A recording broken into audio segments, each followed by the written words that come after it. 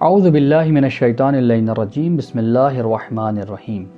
عزیزوں، آج اگر ہم اپنی اس بھاگ دوڑ کی زندگی پہ غور کریں تو ہمیں یہ دیکھنے کو ملتا ہے کہ ہر ایک انسان ایک خاص ہدف کی طرف بھاگا چلا جا رہا ہے۔ کسی کے پاس اگر جاب نہیں ہے وہ تو جاب کے لیے پریشان ہے، کسی کے پاس اگر جاب ہے تو وہ سیلری میں انکریمنٹ کے لیے پریشان ہے، جو صاحب اولاد نہیں ہیں ان کو اولاد چاہیے، اور جن کے پاس اولاد ہے وہ اولاد کی صحت کے لیے پریشان ہیں، اس کے ایجوکیشن کے لیے پریشان ہیں۔ اسی طرح سے کسی کو عزت چاہیے، کسی کو شہرت چاہیے، کسی کو دولت چاہیے، تو کسی کو سوسائٹی میں ایک مقام اور منزلت چاہیے۔ یہ تمام وجوہات وہ وجوہات ہیں جن کی وجہ سے انسان اگر اپنے ہدف تک نہ پہنچا تو اس کا دل مضطرب رہتا ہے، بے چینی رہتی ہے، بے قراری رہتی ہے، وہ پریشان رہتا ہے، جس کو اگر ہم دوسرے زبان میں کہیں، دوسرے الفاظ میں کہیں تو ہم یہ لوگوں کو کہتے ہوئے سنتے ہیں کہ کہہ رہے ہیں ہم ڈپریشن میں ہیں، اسٹریس ہے، مینٹل پیس نہیں ہے، یعنی ذہنی سکون نہیں ہے۔ یہ تمام چیزیں اللہ سبحانہ و تعالیٰ قرآن میں دل کے سکون کے لیے ایک بہترین راستہ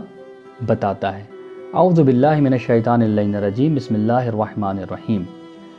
الذین آمنوا وتطمئن قلوبہم بذکر اللہ، الا بذکر اللہ تطمئن القلوب۔ اللہ سبحانہ و تعالیٰ یہ فرماتا ہے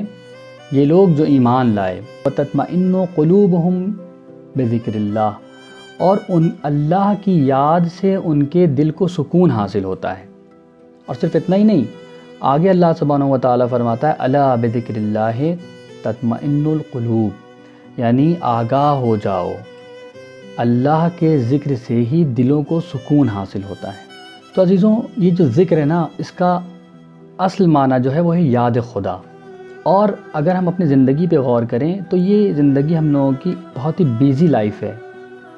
اس بیزی لائف میں اگر ہم واقعاً چاہتے ہیں کہ دل کے اضطراب سے نجات پائیں، یعنی ہمارا دل اسٹریس سے، ڈپریشن سے اور دل کی بے قراری سے اگر ہم چاہتے ہیں کہ ہم آزاد ہو جائیں، یہ ان بیماریوں کے چکر میں نہ پڑیں، تو ضروری ہے کہ ہم یاد خدا سے غافل نہ ہوں، کیونکہ یہ یاد خدا ہی ہے، الا بذکر اللہ تطمئن القلوب، جو اللہ قرآن میں فرما رہا ہے، یہ یاد خدا ہی ہے جو انسان کے دلوں کو سکون حاصل ہوتا ہے۔ جس سے وہ کون کون سے طریقے بتائے گئے ہیں یاد خدا کے۔ ایک مرتبہ یہ ہے کہ انسان صبح سے شام تک اللہ کا ذکر کرتا ہے، مثال کے طور پر استغفار پڑھ رہا ہوتا ہے، ایک مرتبہ صلوات پڑھ رہا ہوتا ہے، دعا کے ذریعے اللہ کو یاد کر رہا ہوتا ہے، قرآن کی تلاوت کے ذریعے اللہ کو یاد کر رہا ہوتا ہے، اور اسی طرح سے نماز کے ذریعے اللہ کو یاد کر رہا ہوتا ہے۔ لیکن عزیزوں، اگر ہم غور کریں تو ہم یاد خدا کا حق نہیں نبھاتے ہیں، اس لیے ہم مضطرب رہتے ہیں، پریشان رہتے ہیں۔ اگر ہم اپنی نماز پہ توجہ کریں، یعنی سکون کے ساتھ اگر ہم نماز پڑھیں، ایک ہوتا ہے نماز فارمیلٹی کی طرح پڑھ لیا جاتا ہے، آئیں بھاگ دوڑ کی طرح، لیکن نہیں، ایک مرتبہ انسان واقعاً حق ادا کر رہا ہے نماز کا، یعنی سکون سے جس وقت وہ نماز پڑھے، اللہ کو یاد کرے نماز کے ذریعے سے، اس وقت دوسری تمام چیزوں کو وہ اپنے ذہن سے نکال دے، تب اس کا دل جو اضطرابی کیفیت ہے، مضطرب ہے اس کا دل، بے چینی اور بے قراری، اس سے وہ باہر نکل جائے گا اور دل اس کا آرام ملے گا اس کے دل کو۔ تو عزیزوں، یہ بہت ہی آسان راستہ بتایا گیا قرآن میں کہ خدا کے یاد سے انسان غافل نہ رہے، اللہ کو مختلف ذرائع سے، مختلف